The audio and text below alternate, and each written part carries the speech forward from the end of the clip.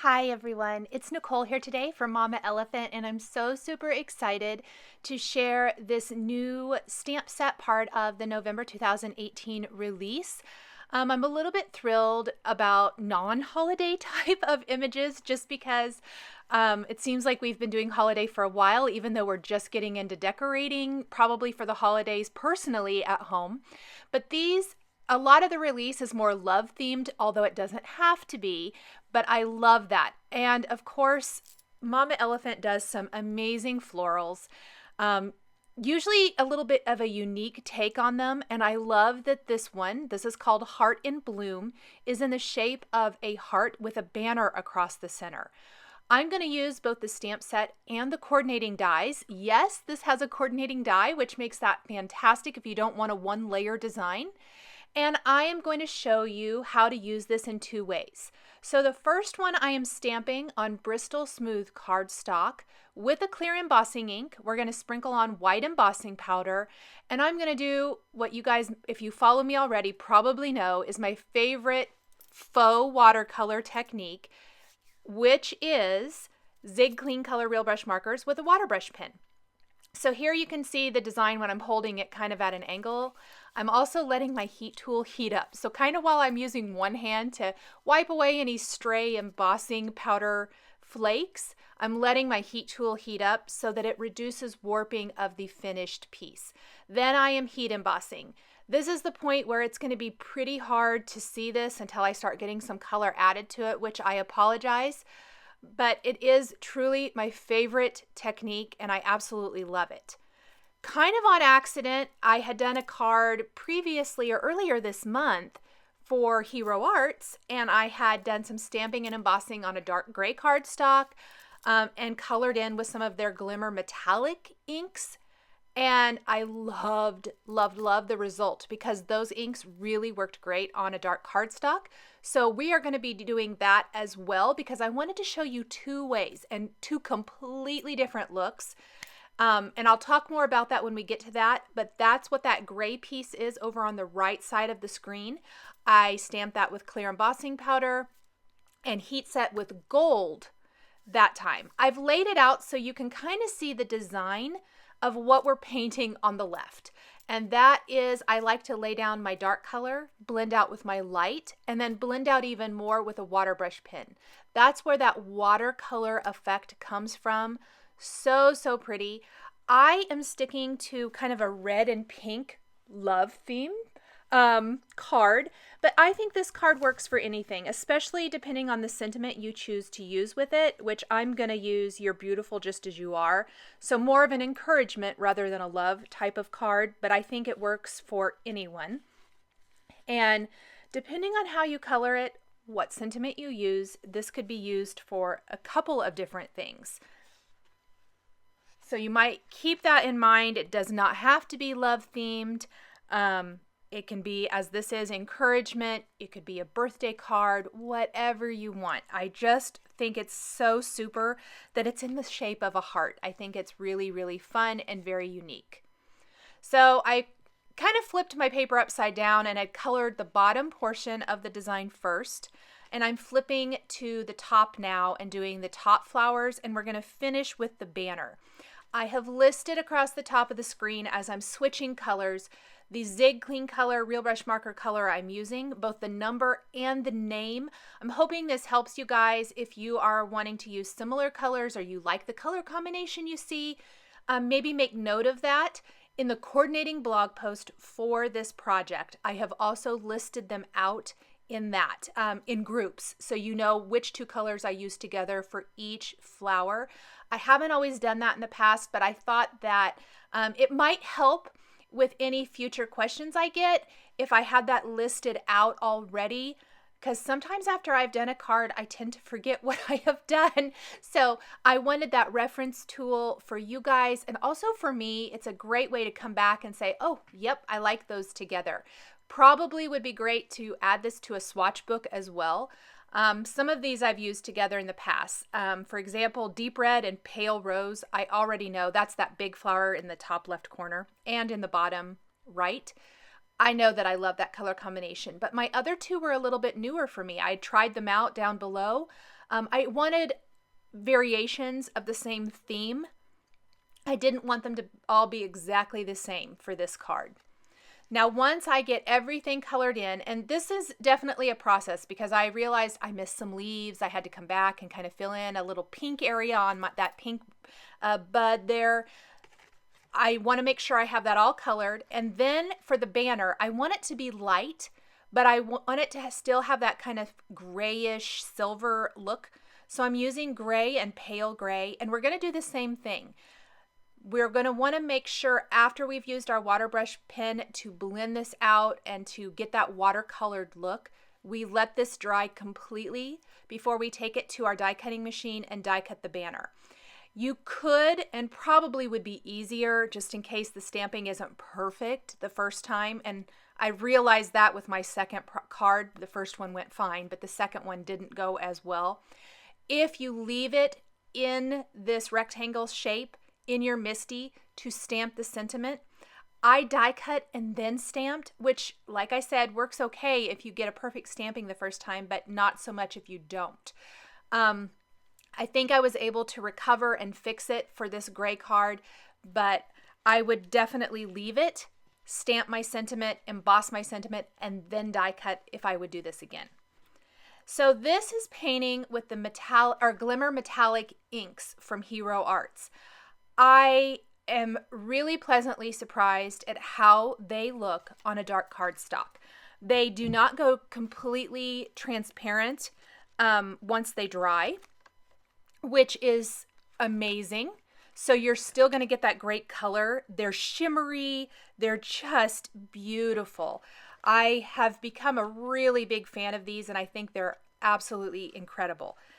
I am coloring all of my flowers with the same colors for this particular card. So every flower bloom is going to be colored with the red Glimmer metallic ink. The leaves are all going to be colored with green. And then the banner, I thought that the iridescent might look good, but it wasn't enough. It didn't have color to it, obviously. So that's not going to be great for what I want here. So I ended up using the PEWTER, which is going to give you that silvery, shimmery glow for the banner, which is what I was going for. You could also use any number of other colors here. I think gold would be pretty. The only reason I choose not to use gold when I have gold embossing is I think it blends into the gold embossing too much, and I want to see that embossed line. But if you don't mind about that, I think gold would be a nice option here. I also think like the copper color would be really neat as well. So I colored all the flowers. I'm going to put a little bit of the green on my work surface. I also put that iridescent, and that's where I just tried this, and I left it in because I wanted you to see. You might like it. I just didn't. It was shimmery, and I think it might have been okay, but it just wasn't quite what I wanted. I just wanted to see, so I left it there while I colored in the green of my leaves. And it just wasn't working for me that great. I also think if you would just use a regular paintbrush as opposed to a water brush pen, or a water brush pen with no water in it, there is a small amount of water that comes out with my water brush pen. I am not actively squeezing it, but there is a small amount of water. I think you'll get even darker results in the finished card if you don't use any additional water with your coloring here. So here's that pewter for the banner. And I totally love it. I think it turned out so, so pretty. I really think this gives a love vibe and feel. These colors also are amazing for Christmas cards. So depending on what you're going for, I don't think for this they look like a Christmas card, but I think they work for love and Christmas, whatever you want to do there. On the front of a white top fold card base, I am scoring at the 1/2 inch, and then right next to the 1/2 inch, a 1/4 inch, and then I'm leaving a space and doing 1/2 inch, 1/4 inches, 1/2 inch, 1/4. What I'm doing is scoring the front of my card to give it a decorative background. I didn't want to add ink. I didn't want to add splatters. I thought it just wasn't what the look I was going for this particular card design. So I wanted something clean and simple, but I also didn't want to leave it just plain. I thought it was too plain. And often, if that's the case, I love using a Spohr pal to create my own scored backgrounds. So that's what I did here. We are going to go ahead and stamp our sentiment on this heart. And of course, as I mentioned earlier, I'm using the You're Beautiful Just As You Are sentiment, stamping with a clear embossing ink and embossing with silver embossing powder. The fantastic thing about this stamp set and the greetings that come with it, they are made to fit the banner. So you don't have to manipulate your sentiment to fit. However, you definitely can take any other sentiment that fits this banner and kind of manipulate it in the banner shape. So if you don't want to necessarily use a sentiment from this and want to use one from another stamp set, you can do that pretty easily. So I've stamped, I've added my embossing powder. I see a few stray flakes, so I'm just going to use a paintbrush to remove those and then heat set this onto my heart. The silver definitely goes nicely with my gray banner. Nice and shiny, so pretty. Look at that scored background. It adds just enough to the design. I'm going to take some Scotch foam tape and pop this up on my panel and kind of down towards the bottom instead of the top. I wanted something a little different here and hanging slightly off that right side. Not a lot. I don't want to lose much of the design, but I think it helps ground it. It's not just kind of floating out there, and it just is a really fun way to adhere this large piece to your card.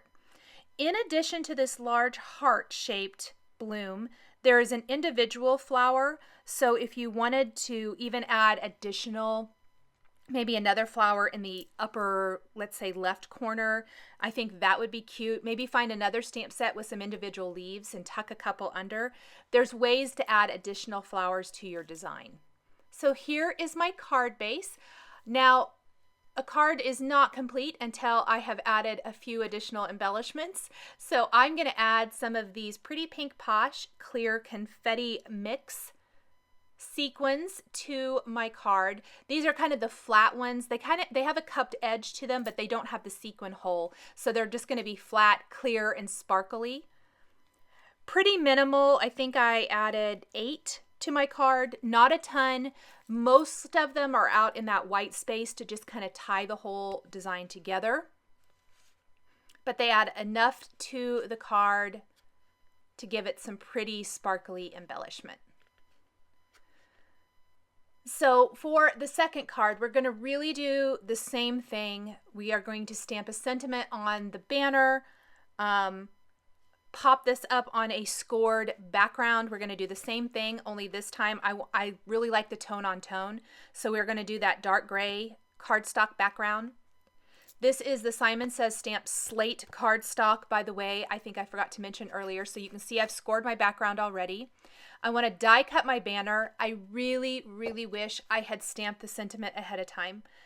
Originally, I thought it would stamp and emboss really nice in gold. So I did that, and I did not love the results, and I thought, oh my gosh, what have I done? I've already stamped, embossed, painted, and die cut my banner. I really didn't want to start over, but I have this die cut shaped piece. It's hard to line back up. This is where it would have been great to have left it in that rectangle shape in my MISTI so that I could have stamped it exactly right where I did before. As it was, I made the best of it and stamped it as close. It's not perfect, but I decided that I could live with it. I'm going to go back and stamp it again as close to on top of where I stamped it before as possible. And I'm going to emboss with white, and it makes a world of difference. I really should have gone with white to begin with because I think it would have given me a much nicer result, but live and learn, I guess. We all try things in our crafting, and sometimes they're a hit, sometimes they're a miss. And I think it's important to leave that in here so that you guys know why maybe it doesn't look quite as bold. You can see some gold underneath it, and I thought it would be really important to share that with you guys. So here's the gold, and it does not show up. And I knew right away as it had started to melt that I was really unhappy with it. I was so bummed. So I'm going to put it back in the MISTI and it looks pretty close. I'm going to use my powder tool. I'm going to stamp that again. I'm going to move my gold embossing powder, get that stuff out of the way. That did not work.